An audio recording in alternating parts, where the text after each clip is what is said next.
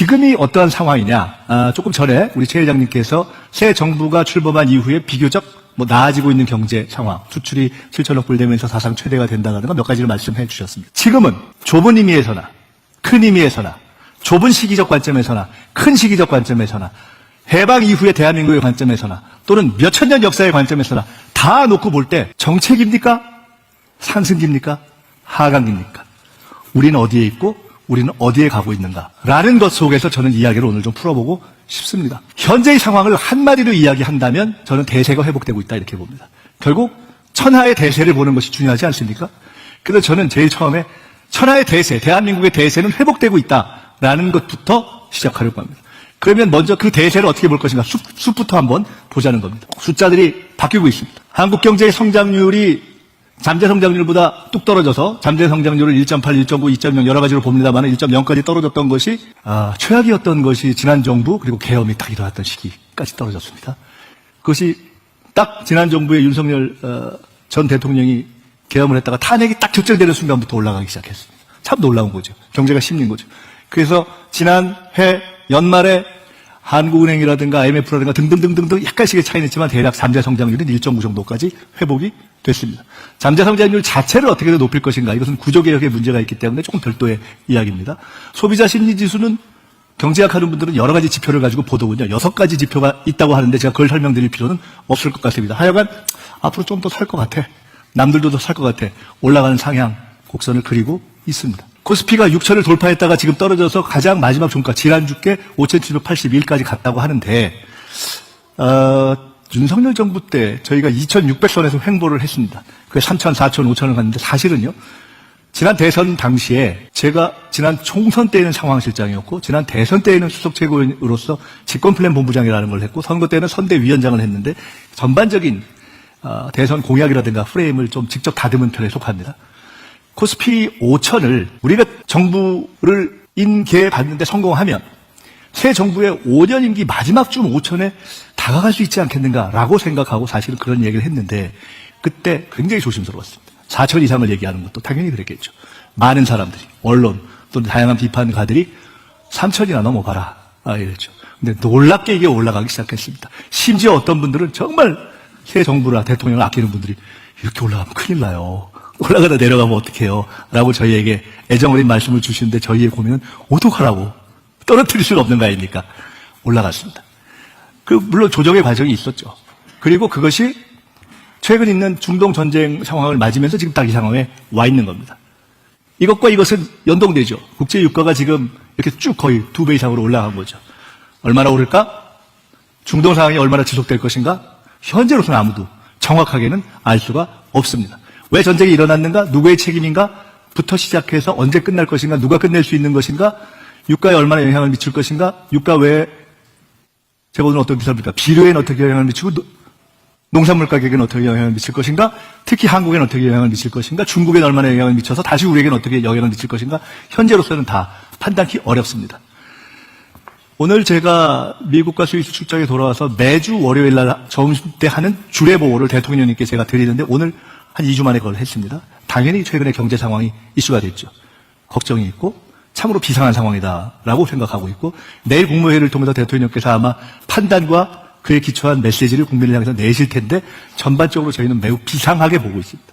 비상한 상황, 비상한 대응이 필요하다고 보고 있습니다. 대한상의의 구성원인 경제를 하고 계시는 현장에서 경제를 책임지고 있는 분들은 더욱더 비상하게 보시겠죠. 비상하게 볼 뿐만 아니라 그 쪼여드는 압박을 다 느끼고 계실 것이 아닌가 생각합니다. 어마어마한 어려움이 오고 있는 거죠. 국민의 평가는 어떠한가? 그런데 이게 지난 연말입니다. 결론적으로 말씀드리면 이랬던 적은 없습니다. 행정부가 저렇게 올라갔던 적도 없고 헌재가 저렇게 올라갔던 적도 없습니다. 검찰은 늘 별로 안 좋았지만 이렇게 바닥을 친 적도 별로 없습니다. 이건 현재 국민의 인식이고 그것은 우리 사회에 대한 객관의 반영입니다. 검찰은 최악, 법원은 그보다 조금 더 낫고 국회는 늘 싸움하는 곳이어서 최악이었는데 국회보다도 법원과 검찰이 더 낫고 그리고 한참 위에 행정부, 헌재, 중앙선관위가 거의 0.1 수준으로 뭉쳐있고 그 이유는 지난 계엄과 쿠데타의 과정에서 헌법을 지킨 한 뭉텅이 그리고 행정부와 대통령은 한 몸으로 그 이후에 위기 극복 과정을 리드해온 아마 이런 것들이 국민의 판단에 반영되어 있는 것이 아닐까 봅니다. 수치는 매우 흥미롭습니다. 역대 20점 정도의 대통령 지지율 중에 가장 높은 편에 속하는 67, 여당이 46, 야당이 제1야당이 20, 각각 차이는 20, 20, 20 정도.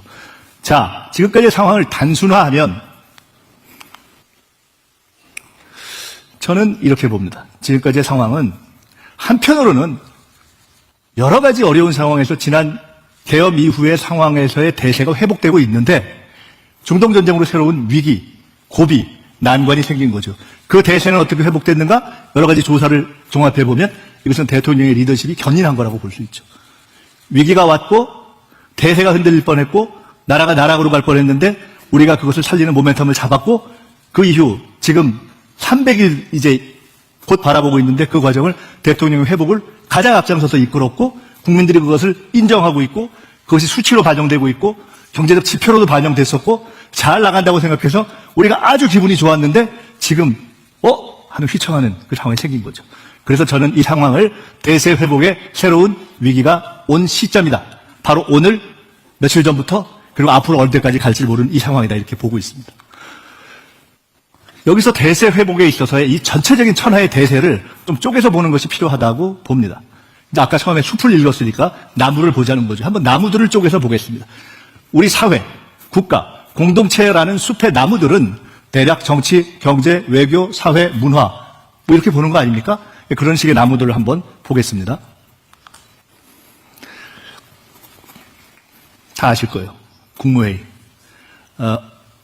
어제였나요? 그제였나요? BTS 공연이 넷플릭스를 통해서 됐는데 생중계라는 처음 하는 형식으로 됐는데 제가 얼마 전에 대통령님께 새로운 장르를 하나 만드셨어요.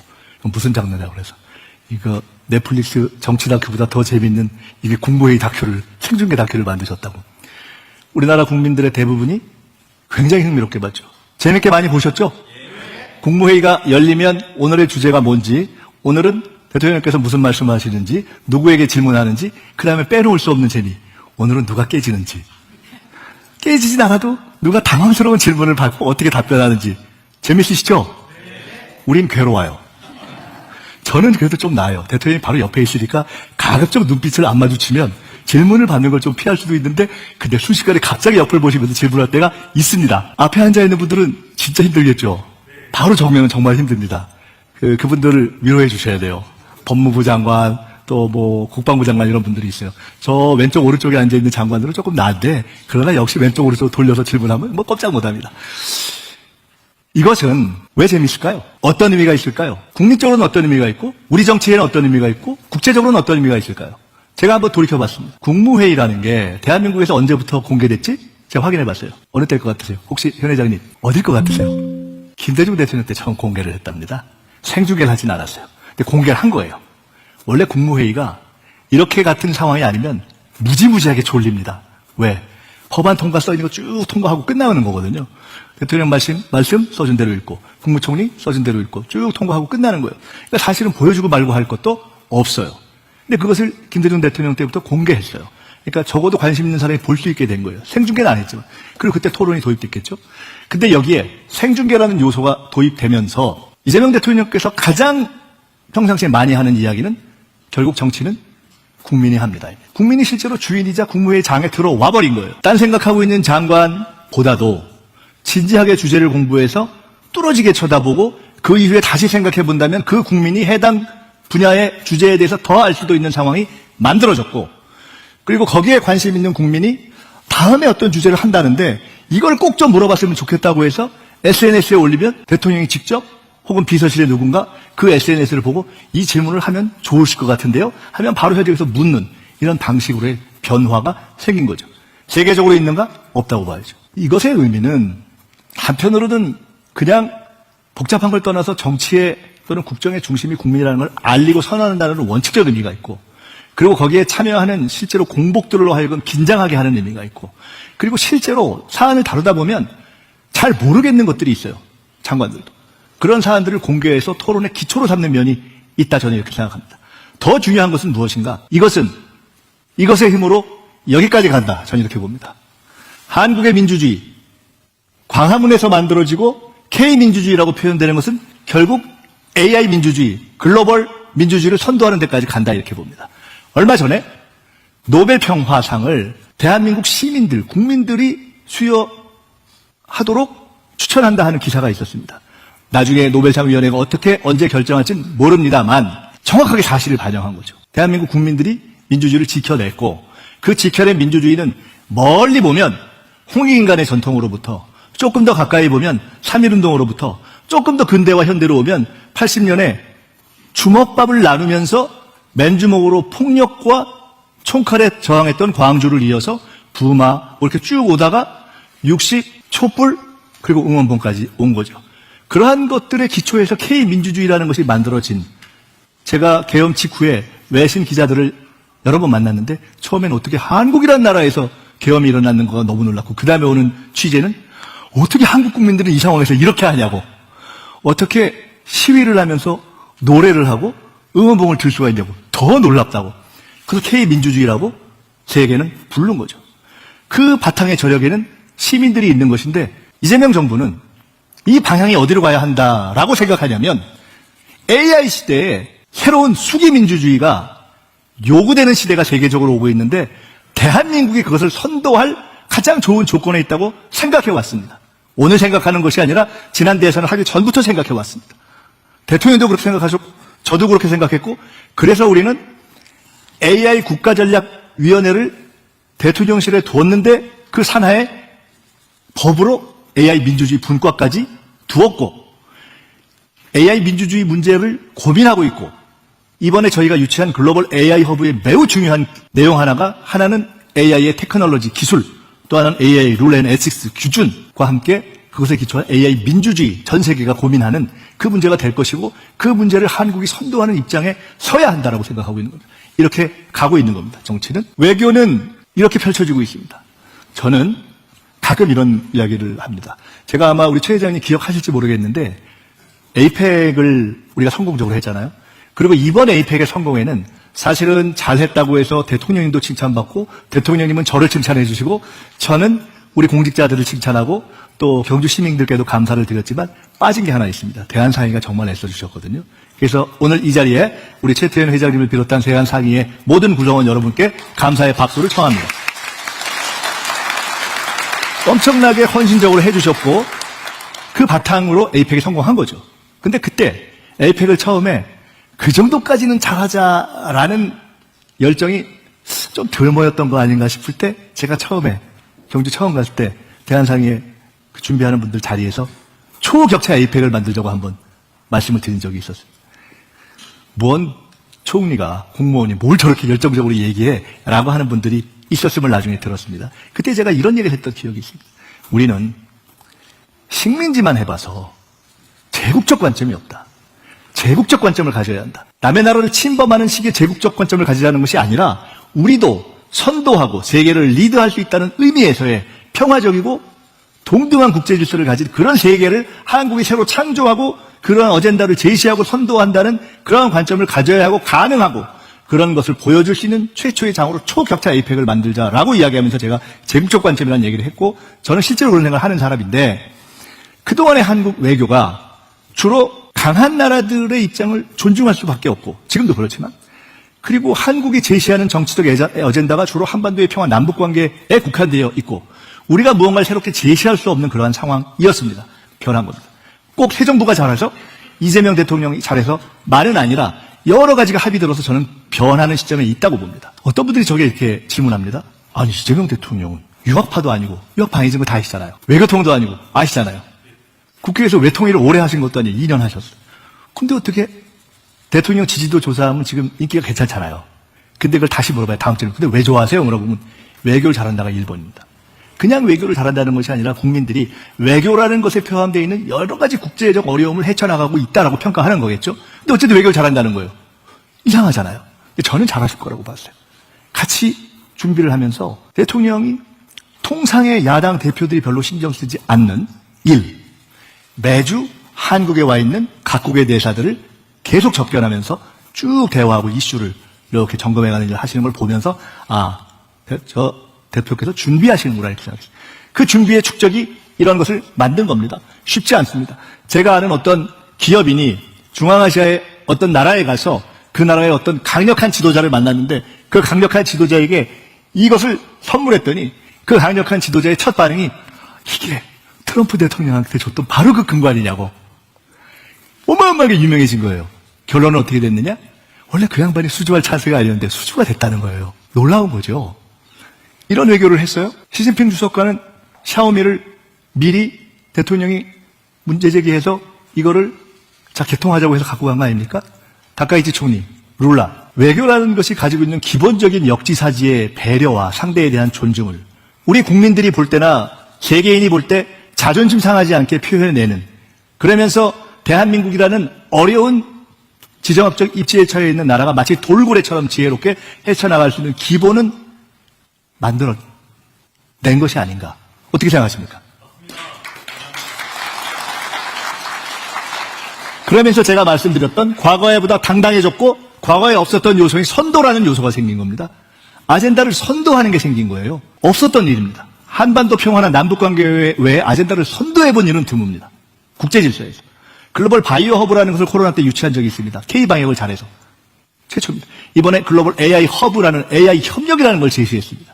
앞으로 더 많은 국제적인 새로운 협력의 아젠다를 한국이 제시할 것입니다. 왜 가능한가? 지금 우리의 외교가 100년 전과 대한민국이 다르고 100년 전과 국민이 다르고 100년 전과 지도자가 달라서 100년 전과 한국의 경제와 기업이 다르기 때문에 저는 가능하다고 봅니다. 누구 하나의 잘함과 탁월함만은 아니지만 그런 것들이 뭉쳐서 이런 것을 만들어낸 것이죠. 우리 이제는 ABCD라는 걸 많이 아시지 않습니까? A, AI, B, 바이오, C, 컨텐츠 앤 컬처, D, 디펜스, E, 에너지. 사실은 제가 당에서 대선을 준비할 때 저 ABCD를 프레임을 제가 만들었거든요. 요새는 왜 F를 안 하냐고. 푸드 앤 팩토리. 그래서 제가 답하기를 원래가 하려고 그랬다고. 근데 그때만 해도 ABCD 5개까지는 외울 수 있는데 F까지 하면 못 외울 것 같아서 저희가 ABCD만 해도 이렇게 말씀을 드리거든요. 이런 것들이 지금 진전이 되고 있죠. 그리고 상당한 성취와 가능성을 보이고 있고 새 정부 들어서 확보하기 어렵다는 GPU를 확보하면서 AI 3강의 가능성을 현실로 만들고 있고 바이오가 그러하고 캐대언과 어제 광화문이 세계적인 문화 선도의 능력을 다시 한번 보여주었고 방산의 역량 그리고 우리의 재생에너지 역량 이런 등등에 투자하면서 그냥 말뿐이 아니라 마치 박정희 대통령이 철 고속도로로 새로운 선도의 기틀을 잡았던 것처럼 김대중 대통령이 문화와 IT로 그 후에 문화국가와 IT의 기틀을 잡았던 것처럼 지금 다음 시대를 선도할 그런 미래 성장 산업의 기틀을 놓고 있는 것이고 저는 그 기틀이 제대로 놓여지고 있다라고 봅니다. 그에 대한 판단을 하시고 그 판단이 현실대로 밀어가는 힘은 바로 이거 대한상공회의에서 함께 있는 거죠. 매우 중요한 것이 또 하나 있습니다. 제가 오늘 처음 붙였습니다. ABCD 그리고 로컬. 얼마 전에 현대차가 전북에 새만금에 투자를 했습니다. 구조 발표를 했죠. 매우 의미 있는 발표였습니다. 새 정부는 지방 주도 성장이라는 프레임을 제시합니다. 여기에 올인할 겁니다. 서울에서부터 먼 곳일수록 서울에서부터 먼 곳에 더 우대하고 그리고 이미 포화할 대로 포화해버려서 이대로 가면 수도권도 한계에 부딪히고 대한민국도 한계에 부딪히기 때문에 반드시 앞으로의 기업과 성장과 취업과 청년들의 일자리는 지방에서 나와야 된다는 확신을 갖고 저희들이 로컬로 가는 성장 전략을 취하고 있습니다. 경제는 이렇게 가고 있습니다. 옛날보다요. 어떤 분들은 야, 이 정부 혹시 좌파냐? 이렇게 생각했던 정부가 어느 때보다도 기업과 많이 소통하고 있습니다. 특히 관세 협상의 과정에서 그랬습니다. 타국 정부가 어떻게 저렇게 한국이 함께 기업과 정부가 같이 뛰냐라고 놀랄 만큼 뛰었습니다. 혹시 부족한 것이 있다면 말씀해 주시면 저희가 더 열심히 같이 그렇게 뛸 것입니다. 노동과도 그렇습니다. 그러면서도 생명 안전을 존중하면서 가려 합니다.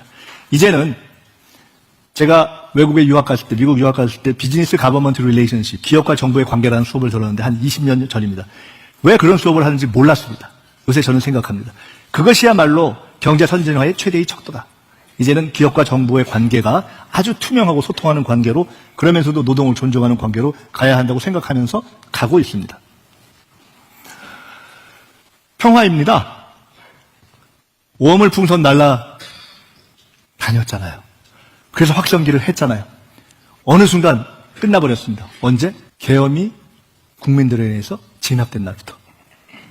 그냥 다 끝나버린 겁니다. 그리고 하다가 경우에 따라서 에러가 나면 사과하기도 합니다. 무인기 사건이 그런 거죠. 우리 정부는 안 보냈다고 생각하는데 알고 보니까 한 민간인이 보냈어요. 사실은 보냈는데 뚫린 이쪽도 난감했고 들어왔는데 뚫린 북쪽도 난감했겠죠. 근데 그런 상황이 된 겁니다. 지금 상황이 쉽지 않죠. 한국과 미국의 각각의 연합사령관이 이제 어느 쪽이 더 전시작전권을 갖느냐 이런 논의를 하고 있고 바뀌어갈 수도 있습니다. 근데 중요한 것은 적어도 최근에 북한이 해방 이후에 가장 강경한 자세로 이제 우린 민족도 아니야. 통일도 안 해. 적대적인 나라로 지내자. 아예 헌법에 써놓자. 그동안 남북관계 어쩌고 했던 거 아예 다 없애자. 라는 입장을 취하고 있지만 그것이 어찌 될지는 알 수 없고 통독 전에 독일의 동서독 관계에서도 그런 시기가 있었습니다. 아예 다른 나라로 가자 하고 결정했던 적이 있습니다. 근데 그 위에 통독이 됐습니다. 지금 통일 얘기는 너무 멀기 때문에 그 얘기를 할 것은 아니고 우선 우리에게 필요한 것은 평화인데 적어도 불필요하게 상대를 자극하거나 평화에 저해되는 일은 하지 않으려고 노력하고 있고 그래서 오늘 현재 시점에서 이 정도의 상황은 관리하고 있다.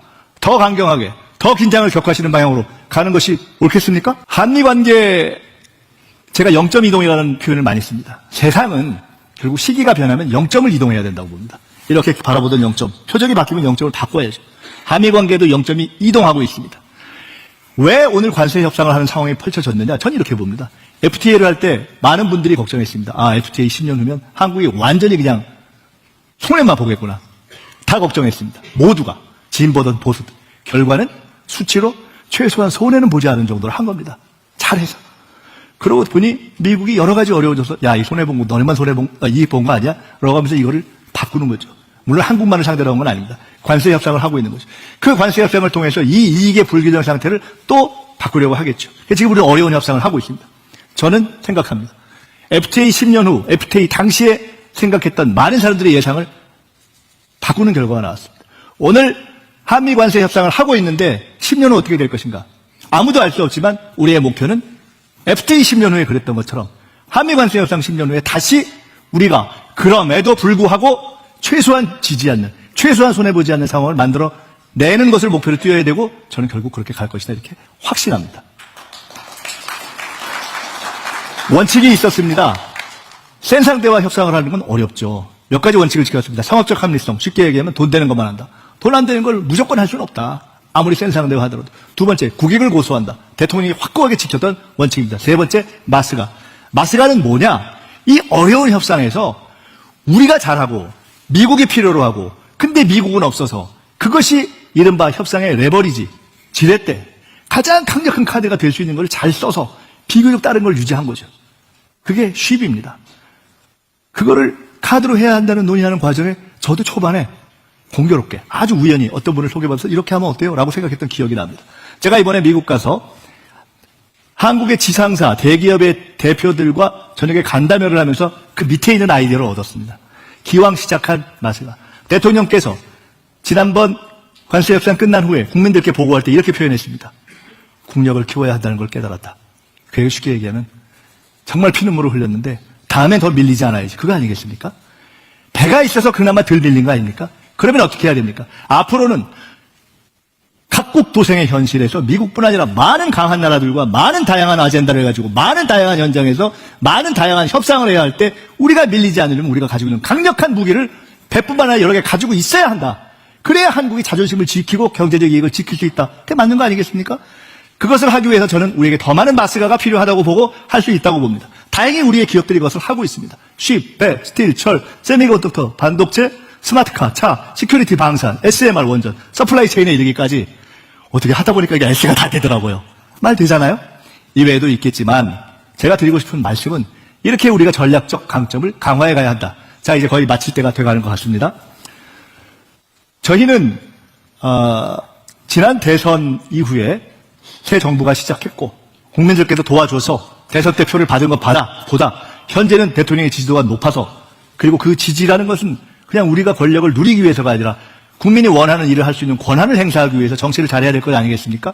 그래서 한번 생각해 봤습니다. 어떻게 해야 되지? 여기 있는 그림은 현재의 대한민국 행정부를 구성하고 있는 사람들의 구성입니다. 제가 4분으로 나눠봤습니다. 이게 뭘까요? 이쪽은 저 같은 사람들. 민주당에서 정치 오래 했던 사람들. 아시는 분들 중에 있죠. 국회의원 3선 4선한 장관들이 있습니다. 이쪽은 관료 오래 한 분들. 공무원 오래 해서 장관된 분들. 위쪽은 기업 출신 분들을 모시려고 정말 저희가 노력했고 처음에는 어색해 하셨는데 정말 잘하고 계십니다. 이쪽은 지난 정부, 윤석열 정부에서 일했거나 아니면 우리와 진영이 다른 보수 진영에 계셨던 분들 이렇게 모셔서 대선도 치르고 국정도 이끌어가고 있습니다. 제가 생각을 해봤습니다. 김대중 대통령이 첫 민주적 정권 교체를 했습니다. 제가 그때 현직 대통령이던 김대중 대통령의 당 총재 비서실장이었습니다. 30대 때. 현직 대통령. 새천년민주당이라는 정당을 새정치국민회의라는 야당으로 집권한 이후에 새천년민주당이라는 정당을 만들었습니다. 영입과 공천 작업도 제가 해봤습니다. 그 새천년민주당의 첫 당대표가 혹시 누구였는지 애경의 장영신 대표셨습니다. 그때 그렇게 한 거죠.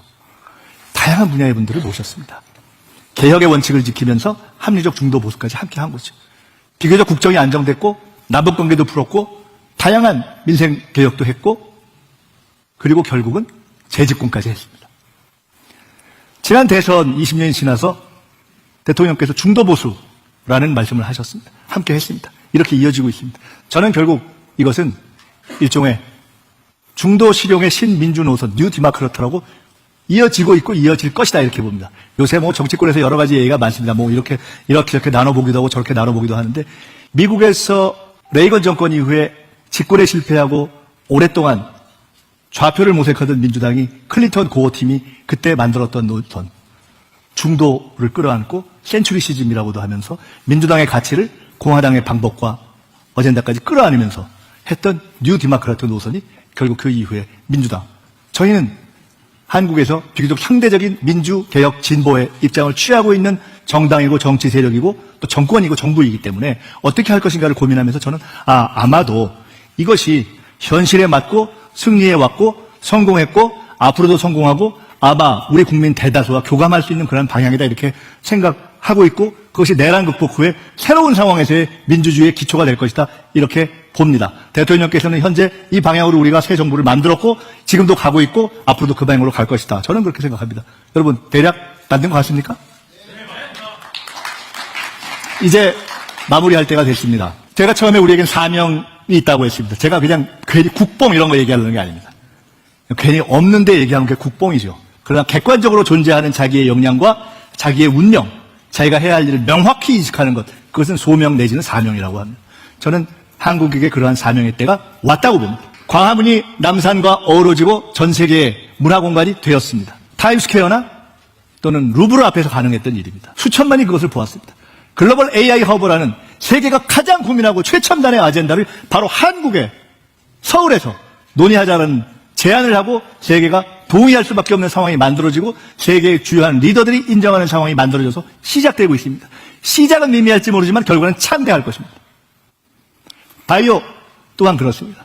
시민이, 대한민국 시민이 세계 민주주의를 열망하는 시민들의 모델이 되면서 아까 말씀드렸던 것처럼 노벨상 후보로 그렇게 추천되는 상황이 생겼습니다. 방산의 수출품들이 세계 곳곳에서 평가받는 참으로 기대하기 어려웠던 일이 있습니다. 기본소득 하면 이재명 대통령, 이재명 정부의 브랜드 아닙니까? 이것이 갖는 의미를 지금 제가 설명하는 것처럼 생각해 보신 분들이 별로 없을지 모릅니다만 기본소득이라는 것을 이재명 대통령이 야당 정치인으로서 처음 얘기할 때 다 뭔 소리냐 이랬습니다. 뭔 정신 나간 소리냐 이랬습니다. 계속 주장하고 새 정부가 들어서서 지금은 실험을 하고 있습니다. 그런데 여러분 아시겠지만 일론 머스크를 포함해서 세계의 쟁쟁한 대기업가들이 다 AI 시대, 로봇 시대의 해답은 기본소득을 포함할 수밖에 없다고 이야기하고 있습니다. 그런데 그 기본소득을 한국만한 규모로 실험하는 나라는 아직 없습니다. 아주 작은 규모에서 미세한 실험이 있을 뿐입니다.